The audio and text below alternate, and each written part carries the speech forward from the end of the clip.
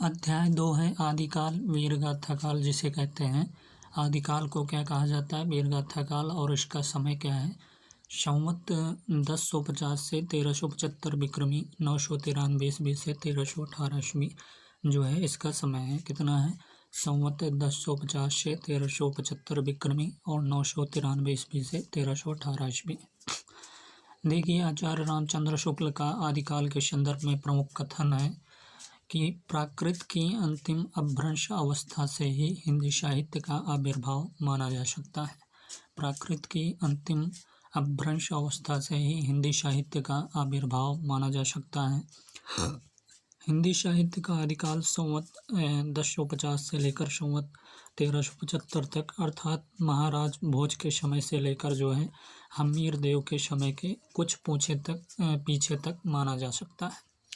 तो हिंदी साहित्य का आदिकाल संवत 1050 से लेकर संवत जो है 1375 तक, अर्थात महाराज भोज के समय से लेकर जो है हम्मीर देव के समय के कुछ पीछे तक माना जा सकता है। राज्याश्रित कवि और चारण किस प्रकार नीति, श्रृंगार आदि के फुटकल दोहे राजसभाओं में सुनाया करते थे, उसी प्रकार जो है अपने आश्रयदाता राजाओं के पराक्रम, पूर्ण चरित्रों या गाथाओं का वर्णन भी किया करते थे। यही प्रबंध परंपरा जो है रासों के नाम से पाई जाती है, जिसे लक्ष्य करके इस काल को हमने वीरगाथा काल कहा है। और अपभ्रंश नाम पहल जो है वल्लभी के राजा जो है धारसेन द्वितीय के शिलालेख में मिलता है। अपभ्रंश नाम की बात करें तो पहले पहल जो है वल्लभी के राजा धारसेन द्वितीय के शिलालेख में मिलता है, जिसमें उसने अपने पिता गुहसेन विक्रमी संवत 650 के पहले को संस्कृत, प्राकृत और अपभ्रंश तीनों को कवि कहा है। सिद्धों की जो है उद्धृत रचनाओं की भाषा देश भाषा मिश्रित अपभ्रंश या पुरानी हिंदी की काव्य भाषा है। सिद्धों की उद्धृत रचनाओं की भाषा क्या है? देश भाषा मिश्रित अपभ्रंश या पुरानी हिंदी की काव्य भाषा है। पुरानी हिंदी के व्यापक काव्य भाषा का ढांचा जो है शौरसेनी प्रसूत अपभ्रंश अर्थात ब्रज और खड़ी बोली पश्चिमी हिंदी का था। तो पुरानी हिंदी के व्यापक काव्य भाषा का ढांचा शौरसेनी प्रसूत अपभ्रंश अर्थात ब्रज और खड़ी बोली पश्चिमी हिंदी का था। डॉक्टर रामकुमार वर्मा ने अपभ्रंश भाषा के प्रथम कवि स्वयंभू को हिंदी का प्रथम कवि माना है। किसने? तो डॉक्टर रामकुमार वर्मा के अनुसार अगर पूछा जाए अपभ्रंश भाषा के प्रथम कवि किसे माना, तो स्वयंभू को हिंदी का प्रथम कवि माना है डॉक्टर रामकुमार वर्मा ने। स्वयंभू ने अपनी भाषा को देशी भाषा कहा। स्वयंभू ने क्या कहा? अपनी भाषा को देशी भाषा कहा। स्वयंभू को अपभ्रंश भाषा का वाल्मीकि तथा व्यास भी कहा जाता है। स्वयंभू को क्या कहा जाता है? अपभ्रंश भाषा का वाल्मीकि तथा व्यास भी कहा जाता है। अब अगला है कि प्रारंभिक हिंदी का नामकरण करने वाले विद्वान। प्रारंभिक हिंदी का नामकरण करने वाले विद्वान कौन से हैं? तो नामकरण करने वाले विद्वान है चंद्रधर शर्मा गुलेरी, आचार्य रामचंद्र शुक्ल, महापंडित राहुल संकृत्यायन और भोला शंकर व्यास। इन्होंने जो है प्रारंभिक हिंदी का नामकरण करने वाले ये सभी चारों विद्वान हैं। चंद्रधर शर्मा गुलेरी, आचार्य रामचंद्र शुक्ल, महापंडित राहुल संकृत्यायन, भोला शंकर व्यास। चंद्रधर शर्मा गुलेरी ने सबसे पहले घोषित किया कि उत्तर अपभ्रंश ही पुरानी हिंदी है। चंद्रधर शर्मा गुलेरी ने क्या सबसे पहले घोषित किया कि उत्तर जो अपभ्रंश ही पुरानी हिंदी है तथा राजा मुंज को पुरानी हिंदी का प्रथम कवि मानते हुए 10वीं शताब्दी के अंतिम चरण से हिंदी साहित्य का आरंभ माना। तो चंद्रधर शर्मा गुलेरी ने सबसे पहले घोषित किया कि उत्तर अपभ्रंश ही पुरानी हिंदी है तथा राजा मुंज को पुरानी हिंदी का प्रथम कवि मानते हुए 10वीं शताब्दी के अंतिम चरण से हिंदी साहित्य का आरंभ माना है। आचार्य रामचंद्र शुक्ल ने अपभ्रंश को प्राकृत भाषा हिंदी प्राकृत रूढ़ियों में बद्ध हिंदी कहा तथा 393 ईस्वी से हिंदी का आरंभ माना। आचार्य रामचंद्र शुक्ल ने तो आचार्य रामचंद्र शुक्ल ने अपभ्रंश को प्राकृत भाषा हिंदी प्राकृत रूढ़ियों में बद्ध हिंदी कहा तथा 993 ईस्वी से हिंदी का आरंभ आचार्य रामचंद्र शुक्ल मानते हैं। अगला है भोला शंकर व्यास ने हिंदी के आरंभिक रूप को क्या कहा? अवहट्ट नाम दिया। भोला शंकर व्यास ने हिंदी के आरंभिक रूप को अवहट्ट नाम दिया। महापंडित राहुल संकृत्यायन की बात कर लें तो महापंडित राहुल संकृत्यायन केदारनाथ पांडे ने अपभ्रंश को जो है पुरानी हिंदी नाम दिया तथा अपभ्रंश व प्रारंभिक हिंदी के सभी कवियों को हिंदी के कवियों के रूप में मान्यता प्रदान की। तो महापंडित राहुल संकृत्यायन केदारनाथ पांडे ने अपभ्रंश को पुरानी हिंदी नाम दिया तथा अपभ्रंश व प्रारंभिक हिंदी के सभी कवियों को हिंदी के कवियों के रूप में मान्यता प्रदान की। आचार्य हजारी प्रसाद द्विवेदी ने हिंदी साहित्य का आरंभ भक्ति काल से माना। तो आचार्य हजारी प्रसाद द्विवेदी क्या मानते हैं? हिंदी साहित्य का आरंभ भक्ति काल से माना है।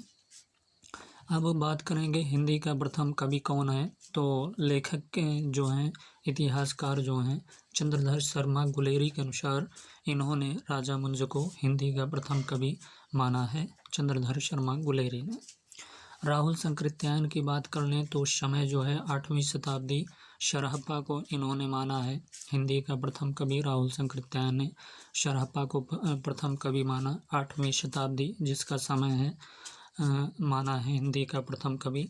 अगर शिव सिंह सेंगर, ग्रियर्सन या मिश्र बंधु की बात करें, शिव सिंह सेंगर, ग्रियर्सन और मिश्र बंधु ये तीनों लेखक की बात करें तो इन्होंने पुष्य या पुंड को जो है माना है हिंदी का प्रथम कवि और इनका समय जो है 7वीं शताब्दी है। अगर डॉक्टर राम कुमार वर्मा की बात करें तो डॉक्टर राम कुमार वर्मा ने स्वयंभू को सबसे प्रथम हिंदी का प्रथम कवि माना और इनका स्वयंभू का समय जो है 8वीं शताब्दी है। डॉक्टर राम कुमार वर्मा किसे मानते हैं? तो स्वयंभू को मानते हैं, 8वीं शताब्दी इनका समय है और डॉक्टर राम कुमार वर्मा मानते हैं किसको? स्वयंभू को। अगर गणपत चंद्रगुप्त की बात करें तो गणपत चंद्रगुप्त ने जो है शालिभद्र शौरी को हिंदी का प्रथम कवि माना, 1184 ईस्वी इनका समय है शालिभद्र शौरी का। अगर आचार्य हजारी प्रसाद द्विवेदी की बात करें तो इन्होंने अब्दुल रहमान को सबसे हिंदी का प्रथम कवि माना और इनका समय जो है 13वीं शताब्दी है। चलिए सरहप्पा को हिंदी का प्रथम कवि स्वीकार करने का कारण क्या है ये भी देख लेते हैं। सरहप्पा को जो है हिंदी का प्रथम कवि स्वीकार करने का कारण क्या है? पहला नंबर क्या है कि वर्ण विषय एवं चेतना की दृष्टि से, वर्ण विषय एवं चेतना की दृष्टि से। दूसरा नंबर है कि सिद्ध साहित्य ने परवर्ती हिंदी साहित्य के विकास के लिए आधार भूमि तैयार की। सिद्ध साहित्य ने क्या किया कि परवर्ती हिंदी साहित्य के विकास के लिए आधार भूमि तैयार की। तीसरा नंबर है शैली परंपरा के विकास की दृष्टि से। तीसरा नंबर शैली परंपरा के विकास की दृष्टि से। आदिकालीन हिंदी साहित्य का वर्गीकरण की बात करें तो आदिकालीन हिंदी साहित्य का वर्गीकरण अपभ्रंश साहित्य, सिद्ध साहित्य, नाथ साहित्य, जैन या रास साहित्य, चारण या रासो साहित्य, लौकिक साहित्य और उसके बाद जो है गद्य साहित्य। तो आदिकालीन हिंदी साहित्य का वर्गीकरण की बात की तो पहला नंबर अपभ्रंश साहित्य आता है, फिर उसके बाद सिद्ध साहित्य, फिर उसके बाद नाथ साहित्य, जैन या रास साहित्य, चारण या रासो साहित्य, लौकिक साहित्य, गद्य साहित्य। हिंदी की प्रथम रचना की बात करें तो हिंदी की प्रथम रचना, हिंदी के प्रथम कवि जो हैं सरहप्पा की जो रचनाएं मिलती हैं ये सभी क्या हैं? मुक्तक हैं, काव्य ग्रंथ के रूप में संकलित नहीं हैं। हिंदी के प्रथम कवि सरहप्पा की जो रचनाएं मिलती हैं ये सभी मुक्तक हैं, काव्य ग्रंथ के रूप में संकलित नहीं हैं।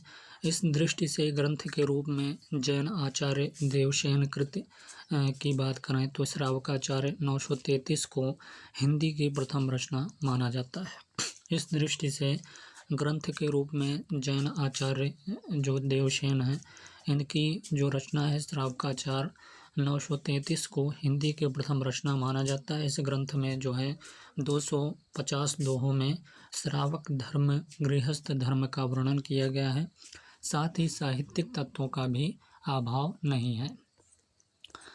अगला देखते हैं अपभ्रंश साहित्य देखते हैं। अपभ्रंश साहित्य के प्रमुख कवि की बात करें तो स्वयंभू हैं पहले नंबर पर, फिर उसके बाद पुष्पदंत हैं, फिर उसके बाद धनपाल हैं, फिर उसके बाद जोयंदू हैं, फिर उसके बाद अब्दुल रहमान हैं और जिनदत्त सूरी हैं राम सिंह। तो अपभ्रंश साहित्य के प्रमुख कवि कौन कौन से हैं भैया? स्वयंभू हैं, पुष्पदंत हैं, फिर धनपाल हैं, जयंदू हैं, अब्दुल रहमान, जिनदत्त सूरी, राम सिंह।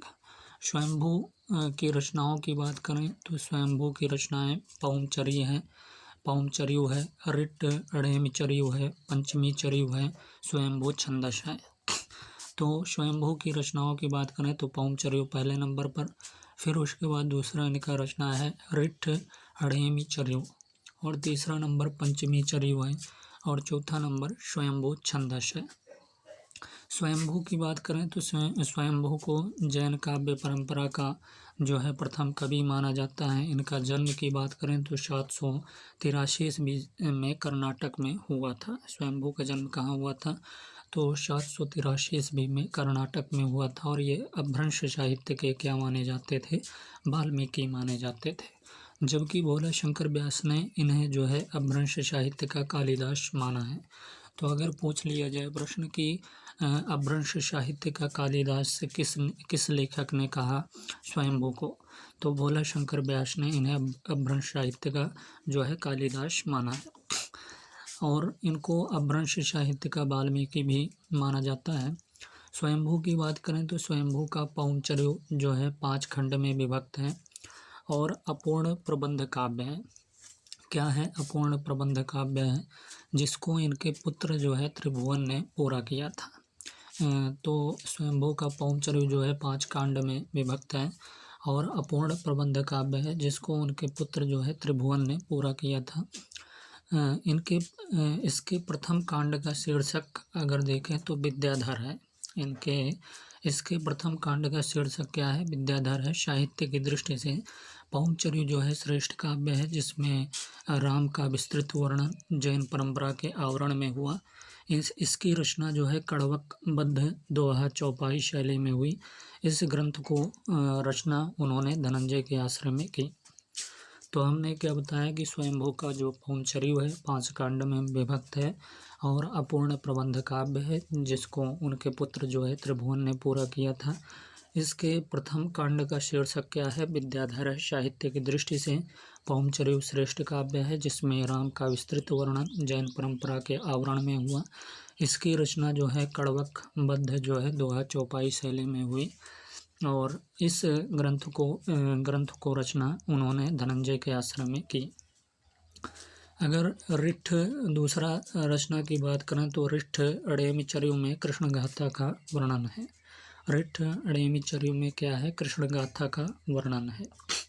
टिप्पणी देखिए, स्वयंभू के पिता का नाम क्या था? स्वयंभू के पिता का नाम जो है मारुति देव तथा माता का नाम पद्मिनी था। तो अगर पूछ लिया जाए कि स्वयंभू के पिता का नाम क्या था, तो आप बताएंगे मारुति देव, तथा माता का नाम क्या था? पद्मिनी था। पौमचर्यु की बात करें तो पौमचर्यु में 90 संधियाँ और 5 कांड हैं। स्वयंभू ने 83 संधियों की रचना की है। शेष जो की रचना इनके पुत्र त्रिभुवन ने की।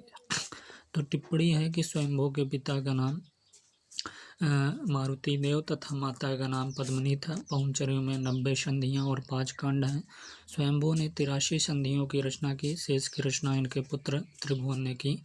और ऋठ अड़ेमी में कृष्ण गाथा का वर्णन है। स्वयंभू ने चतुर्मुख को पद्धड़िया बंध का प्रवर्तक तथा सर्वश्रेष्ठ कवि कहा है। स्वयंभू ने क्या कहा? चतुर्मुख को पद्धड़िया बंध का प्रवर्तक तथा सर्वश्रेष्ठ क्या कहा है? कवि कहा है। स्वयंभू ने चतुर्मुख को पद्धड़िया बंध का प्रवर्तक तथा श्रेष्ठ कवि कहा है। पुष्पदंत की बात करें तो इनकी रचना जो है पुष्पदंत की है महापुराण और हृदय कुमार चर्यु और जसहर चर्यु। ये तीनों जो रचना है ये पुष्पदंत की हैं। कौन कौन सी? तो महापुराण, हृदय कुमार चर्यु, जसहर चर्यु, ये तीनों रचनाएं जो हैं किसकी हैं? पुष्पदंत की हैं।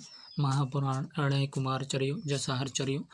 पुष्पदंत का आविर्भाव की बात करें तो पुष्पदंत की रचना हमने बताया महापुराण, हृदय कुमार चर्यु और जसहर चर्यु। पुष्पदंत का आविर्भाव 10वीं शताब्दी माना गया है। पुष्पदंत का आविर्भाव कब माना गया? तो 10वीं शताब्दी माना गया है। इनका उपनाम की बात करें तो इनका उपनाम जो है अभिमान मेरु था। इनका नाम क्या था? अभिमान मेरु था पुष्पदंत का। पुष्पदंत जो है पहले शैव थे, बाद में अपने आश्रयदाता के अनुरोध पर जैन हो गए। तो पहले ये शैव थे, बाद में जो है अपने आश्रयदाता के अनुरोध पर जैन हो गए पुष्पदंत। पुष्पदंत जो है अपभ्रंश साहित्य के व्यास माने जाते हैं। पुष्पदंत क्या माने जाते हैं? अपभ्रंश साहित्य के व्यास माने जाते हैं। डॉक्टर भोला शंकर व्यास इन्हें अपभ्रंश साहित्य का माघ, भारवी, बाण और भभूति मानते हैं। तो डॉक्टर भोला शंकर व्यास क्या मानते हैं? इन्हें अपभ्रंश साहित्य का माघ, भारवी, बाण और भभूति मानते हैं। महापुराण जो है 63 महापुरुष गुणालंकार प्रबंध काव्य में 63 जैन तीर्थंकरों को के चरित्रों का आख्यान 20,000 पदों में किया है। इसे जैन पुराण की संज्ञा भी दी जाती है।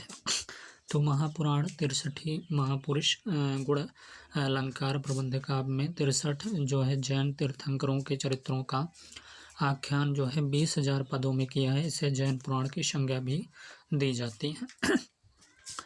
पुष्पदंत को हिंदी का भवभूति भी कहा जाता है। हमने बताया कि पुष्पदंत को हिंदी का क्या कहा जाता है? भवभूति भी कहा जाता है। पुष्पदंत ने स्वयं को अभियान मेरु कहा, काव्य रत्नाकर कहा, कविकुल तिलक भी कहा, आदि उपाधियों से विभूषित किया है। तो पुष्पदंत ने स्वयं को अभियान मेरु, काव्य रत्नाकर, कविकुल तिलक आदि उपाधियों से क्या किया? विभूषित किया है। और पुष्पदंत क्या है? अपभ्रंश साहित्य के व्यास माने जाते हैं। और इनकी रचना कौन कौन से हैं? महापुराण, अढ़ाई कुमार चरयु, जसार चरयु। पुष्पदंत का आविर्भाव 10वीं शताब्दी माना गया और इनका उपमान अभिमान मेरु था। पुष्पदंत पहले शैव थे, बाद में अपने आश्रयदाता के अनुरोध पर जैन हो गए। पुष्पदंत अपभ्रंश साहित्य के व्यास माने जाते हैं। डॉक्टर भोला शंकर व्यास इन्हें अपभ्रंश साहित्य का माघ, भारवी, बाण और भभूति मानते हैं। महापुराण 63 महापुरुष गुणालंकार प्रबंध काव्य में 63 जैन तीर्थंकरों के चरित्रों का आख्यान 20,000 पदों में किया है। इससे जैन पुराण की संज्ञा भी दी जाती है। पुष्पदंत को हिंदी का भवभूति भी कहा जाता है। पुष्पदंत ने स्वयं को अभियान मेरु, काव्य रत्नाकर, कविकुल तिलक आदि उपाधियों से विभूषित किया है। अब अगला बात करेंगे रचना की बात करेंगे। भविष्यत कहा, ये जो है भाषा किस भाषा में है? तो अपभ्रंश भाषा में है। भविष्यत कहा किस भाषा में है? तो ये जो है अपभ्रंश भाषा में है भविष्यत कहा। और कवि कौन है इसके? तो धनपाल का ये रचना है भविष्यत कहा, और यह जो है अपभ्रंश भाषा में है। जिनदत्त सूरी की बात करें तो जिनदत्त सूरी उपदेश रसायन रास इनकी रचना है। कौन सी रचना है? उपदेश रसायन रास इनकी रचना जिनदत्त सूरी की है, जो कि 1114 ईस्वी से 12वीं शती तक ये जो है रचित है रचना। और भाषा की बात करें तो जैन रास काव्य परंपरा का काव्य ग्रंथ है और इसके कवि कौन है? जिनदत्त सूरी। तो भविष्यत का धनपाल की रचना, भाषा अपभ्रंश है। और जिनदत्त सूरी की रचना उपदेश रसायन रास 1114 ईस्वी से 12वीं शती जैन रास काव्य परंपरा का प्रथम ग्रंथ। यह एक खंड काव्य है। यह क्या है? एक खंड काव्य है जिसमें विक्रमपुर के एक वियोगिनी की विरह कथा वर्णित है। यह क्या है? एक खंड काव्य है जिसमें विक्रमपुर के एक वियोगिनी के विरह कथा वर्णित है। उपदेश रसायन रास अपभ्रंश भाषा का प्रथम रास काव्य है। उपदेश रसायन रास क्या है? अपभ्रंश भाषा का प्रथम रास काव्य है। उपदेश रसायन रास जो है 80 पद्यों का नृत्य गीत रासलीला काव्य है। तो उपदेश रसायन रास जो है अपभ्रंश भाषा का प्रथम रास काव्य है। उपदेश रसायन रास जो है 80 पद्यों का नृत्य गीत रासलीला काव्य है। ज्वेंदु की बात करें तो 10वीं शताब्दी, और इनका जो रचना है ज्वेंदु का परमात्मा प्रकाश है और योगसार।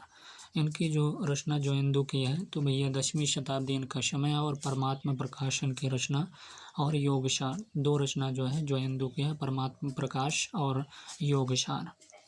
हमने बताया कि उपदेश रसायन रास अपभ्रंश भाषा का प्रथम रास काव्य। उपदेश रसायन रास 80 पद्यों का नृत्य गीत रासलीला काव्य है। अब बात करें कि परमात्मा प्रकाश और योगसार नामक रचनाओं से अपभ्रंश साहित्य में दोहा काव्य परंपरा आरंभ होती है। तो यह रचना जो इंदु की है परमात्मा प्रकाश और योगसार नामक रचनाओं से अपभ्रंश साहित्य में दोहा काव्य परंपरा आरंभ होती है। अब्दुल रहमान की बात करें तो इनकी रचना संदेश राशक है। अब्दुल रहमान की रचना कौन सी है? संदेश राशक। संदेश राशक जो है प्रथम जो है धर्मेतर राश ग्रंथ है। संदेश राशक क्या है? प्रथम जो है धर्मेतर राश ग्रंथ है। देसी भाषा में लिखित किसी मुसलमान कवि का प्रथम काव्य ग्रंथ क्या है? संदेश राशक है। देसी भाषा में लिखित किसी मुसलमान कवि का प्रथम काव्य ग्रंथ क्या है? संदेश राशक है। यह संदेश काव्य परंपरा के 3 प्रकरणों में विभक्त 223 छंदों का सुंदर खंड काव्य है। यह संदेश काव्य जो है परंपरा का 3 प्रकरणों में विभक्त 223 छंदों का सुंदर जो है खंड काव्य है। राम सिंह के पाहुड़ दोहा में इंद्रिय सुख और सांसारिक सुखों की निंदा की गई है तथा त्याग, आत्मज्ञान और आत्मानुभूति को महत्व दिया गया है।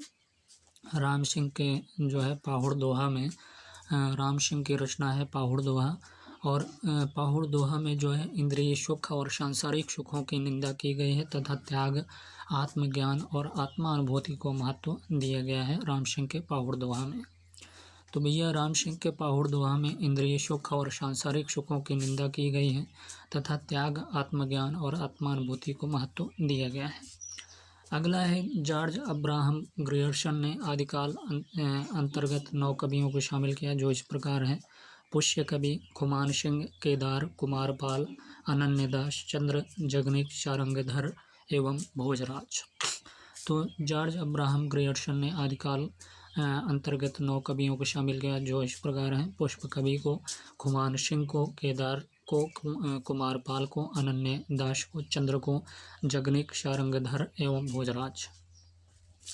अगला है मिस्र बंधुओं ने मिस्र बंधु विनोद के प्रथम संस्करण में प्रारंभिक काल 700 से 1444 विक्रमी के अंतर्गत 19 कवियों को स्थान दिया। ये 19 कवि इस प्रकार हैं। मिस्र बंधुओं ने मिस्र बंधु विनोद के प्रथम संस्करण में प्रारंभिक काल 700 से 1444 विक्रमी के अंतर्गत 19 कवियों को स्थान दिया। ये 19 कवि इस प्रकार हैं। तो क्या कहा गया कि मिस्र बंधुओं ने मिस्र बंधु विनोद के प्रथम संस्करण में प्रारंभिक काल जो है 700 से 1444 विक्रमी के अंतर्गत 19 कवियों को स्थान दिया। ये 19 कवि इस प्रकार हैं। देखिए, पहले कवि क्या है? पुष्य या पुंड है। रचना क्या है? रचना अज्ञात है और समय क्या है? 770 विक्रमी है। अज्ञात कवि दूसरे अज्ञात कवि हैं और रचना खुमान राशो है और इसका समय जो है 890 विक्रमी है। नंद कवि रचना अज्ञात है और 1137 विक्रमी। मशऊद रचना अज्ञात 1180 विक्रमी। कुतुब अली रचना अज्ञात 1180 विक्रमी। साईदान चारण संवत्सर रचना क्या है? संवत्सर रचना है साईदान चारण का और 1191 इस विक्रमी है। अकरम फैज की बात करें तो अकरम फैज जो है वर्तमान जो है इनकी रचना है। अकरम फैज की वर्तमान रचना 1205 से 58। चंद बरदाई रचना जो है पृथ्वीराज राशो है। चंद बरदाई की रचना क्या है? पृथ्वीराज राशो 1225 से 49 विक्रमी। 1225 से 49 विक्रमी जो है समय है। जगनिक की बात करें तो आलखंड परमाल राशो इनकी रचना है जगनिक की। और चंद बरदाई के पृथ्वीराज राशो 1225 से 49 विक्रमी और अकरम फैज के वर्तमान है 1205 58 ईस्वी। और शाहीदान चारण का संवत्सर है 1191 विक्रमी। और पुष्य या पुंड की रचना की बात करें तो रचना अज्ञात 770 विक्रमी। अगला आगे देखते हैं। आगे जो है क्या है? केदार कवि की बात करें। आगे है केदार कवि जो है केदार कवि की रचना नहीं है। केदार कवि है। फिर उसके बाद बारदर बेणी है। बारदर बेणी जो है रचना अज्ञात है और समय क्या है? 1125 विक्रमी। फिर उसके बाद जल्हन है। जल्हन का रचना भी नहीं है और न समय है इनका। और भूपति की बात करें तो भूपति जो है इनका रचना है भगवत दशम स्कंध भाषा। भूपति की क्या है? भगवत दशम स्कंद भाषा और इनका समय जो है 1344 विक्रमी है। नरपति नाल की बात करें तो विशल देव राशो नरपति नाल की रचना है बीस जलदेव राशो और 1354 विक्रमी इनका समय है। नाल सिंह की बात करें तो विजयपाल राशो इनकी रचनाएं हैं, 1355 विक्रमी इनका समय है। नरपति नाल का बीसल देव राशो और 1354 विक्रमी। नाल सिंह की बात करें तो नल सिंह जो है विजयपाल राशो इनकी रचना 1355 विक्रमी। सारंगधर की बात करें तो सारंगधर की रचना हमीर काव्य है, 1357 विक्रमी। अमीर खुसरो। फिर उसके बाद मुल्ला दाऊद आते हैं। मुल्ला दाऊद की रचना कौन सी है? नौकर चंदा की प्रेम कहानी है। नौकर चंदा की क्या है? मुल्ला दाऊद की प्रेम कहानी है, 1385 विक्रमी। गोरखनाथ जो है 40 ग्रंथ, 1407 विक्रमी। सारंगधर की बात करें, सारंगधर पद्धति के नाम से सारंगधर ने एक सुभाषित ग्रंथ बनाया। सारंगधर पद्धति के नाम से सारंगधर ने क्या किया?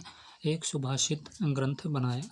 आचार्य रामचंद्र शुक्ल ने अपने हिंदी साहित्य का इतिहास 1929 ईस्वी में आदिकालीन रचनाओं को दो वर्गों में विभक्त किया, अपभ्रंश काव्य और देशभाषा काव्य।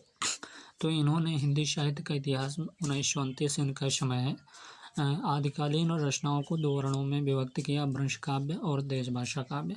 आचार्य शुक्ल ने कुल जो है 12 रचनाओं को अपने साहित्य में स्थान दिया।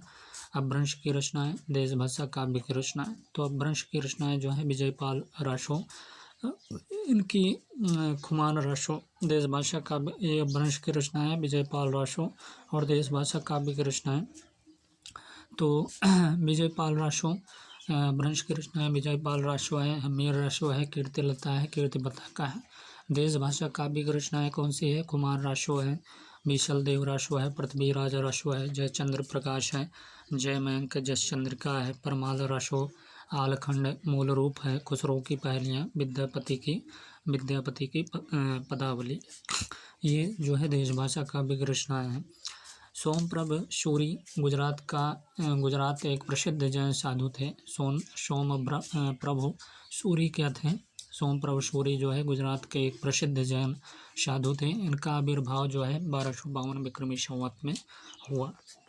तो सोमप्रभ सूरी गुजरात के क्या थे? एक प्रसिद्ध जैन साधु थे और इनका आविर्भाव जो है 1252 विक्रमी संवत में हुआ। कुमारपाल प्रतिबोध जो है 1241 विक्रमी संवत सोमप्रभ सूरी ने गद्य पद्य मिश्रित संस्कृत प्राकृत काव्य लिखा। तो हमने बताया कि सोमप्रभ सूरी जो है गुजरात के एक प्रसिद्ध जैन साधु थे। इनका आविर्भाव जो है 1252 विक्रमी संवत में हुआ। कुमारपाल प्रतिबोध 1241 विक्रमी संवत सोमप्रभ सूरी ने गद्य पद्य मिश्रित संस्कृत प्राकृत काव्य लिखा। कौन सा? कुमारपाल प्रतिबोध। 1241 विक्रमी संवत सोमप्रभ सूरी ने गद्य पद्य मिश्रित संस्कृत प्राकृत काव्य लिखा, कुमारपाल प्रतिबोध को।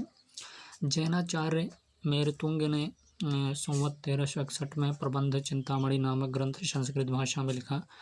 किसने? मेरुतुंग की रचना कौन सी है? प्रबंध चिंतामणि। और सोमप्रभ सूरी की रचना कौन सी है? कुमारपाल प्रतिबोध। तो जैनाचार्य मेरुतुंग ने संवत 1361 में प्रबंध चिंतामणि नामक ग्रंथ संस्कृत भाषा में लिखा। लक्ष्मीधर ने 14वीं शताब्दी के अंत प्राकृत पैंगलम नामक एक ग्रंथ संग्रह किया। तो लक्ष्मीधर ने कौन सी रचना की? तो प्राकृत पैंगलम नामक एक ग्रंथ का संग्रह किया। 14वीं शताब्दी के अंत प्राकृत पैंगलम नामक एक ग्रंथ का संग्रह किया।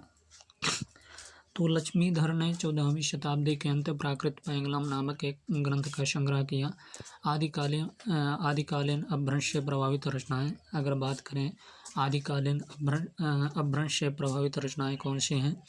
तो आदिकालीन अपभ्रंश से प्रभावित रचनाएं हैं श्रावकाचार, भारतेश्वर, बाहुबली राश, हमीर राशो, राहुल बेली जो कि गद्य पद्य में है, उक्ति व्यक्ति प्रकरण है गद्य में, वर्ण रत्नाकर गद्य में है। अब बात करेंगे कि खुमाड़ राशो है, बीसल देव राशो है, परमाल राशो है। ये जो है आदिकालीन अपभ्रंश के प्रभाव से मुक्त रचनाएं हैं। आदिकालीन अपभ्रंश के प्रभाव से मुक्त रचनाएं। अभी तक क्या पढ़ा था? आदिकालीन अपभ्रंश से प्रभावित रचनाएं। तो अपभ्रंश से प्रभावित रचनाएं हमने बताया श्रावकाचार है, अपभ्रंश से प्रभावित रचनाएं भारतेश्वर, बाहुबली राश है, हमीर राशो है, राहुल बेली गद्य पद्य है, उक्ति व्यक्ति प्रकरण गद्य है, वर्ण रत्नाकर गद्य। ये जो हैं ये सभी रचनाएं जो हैं आदिकालीन अपभ्रंश से प्रभावित रचनाएं हैं। और आदिकालीन अपभ्रंश के प्रभाव से मुक्त रचनाएं कौन कौन सी है? तो कुमार राशो आ जाता है पहला, कुमार राशो, बीसलदेव राशो, परमानंद राशो, पृथ्वीराज राशो, जयचंद्र प्रकाश, जय मयंक जसचंद्रिका है, चंदन बाला राश है, स्थूली भद्र राश है, रेवंत गिरी राश है, बसंत विलास है, खुसरो की पहलियाँ। ये जो हैं आदिकालीन अपभ्रंश के प्रभाव से मुक्त रचनाएं हैं।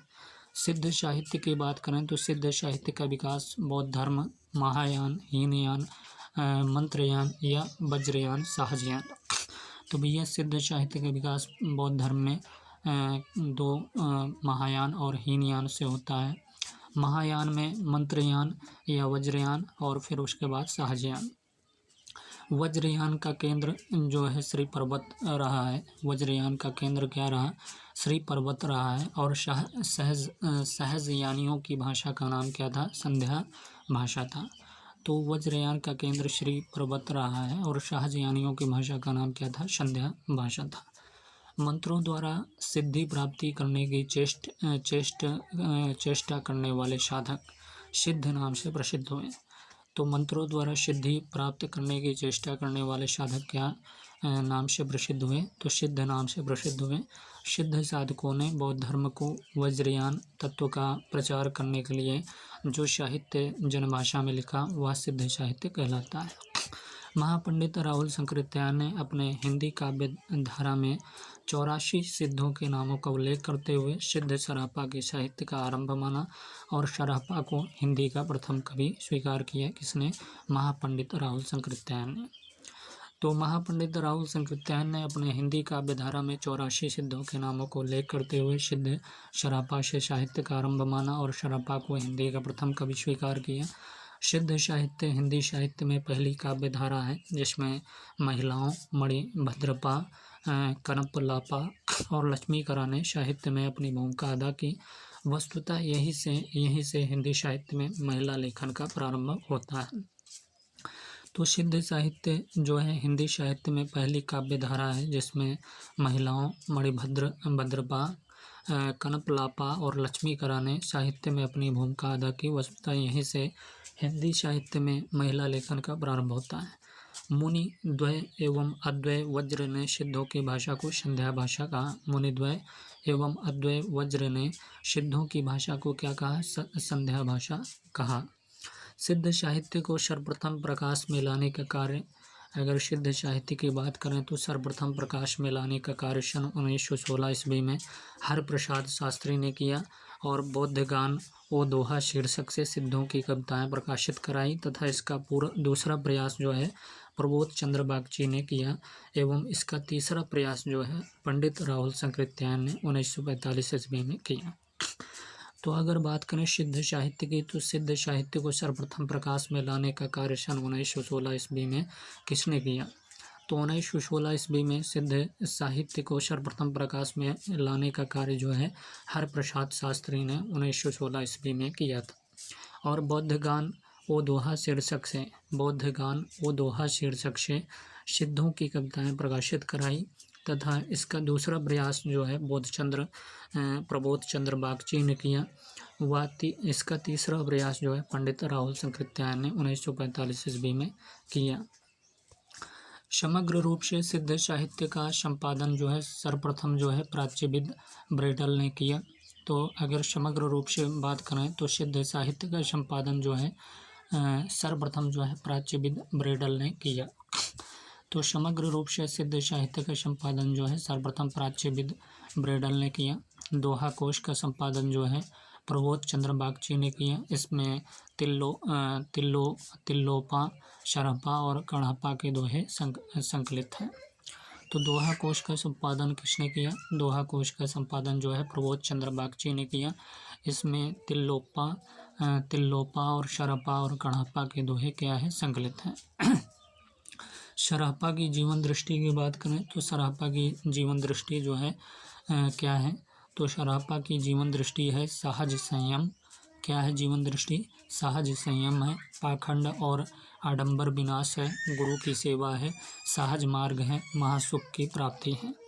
तो सरापा की जीवन दृष्टि क्या है? सहज संयम है, पाखंड और आडंबर विनाश है, गुरु की सेवा है, सहज मार्ग है, महासुख की प्राप्ति। ये जो है सरापा की जीवन दृष्टि है। चार्यापद की बात करें तो चार्यापद शबरपा की पुस्तक है। चार्यापद किसकी पुस्तक है?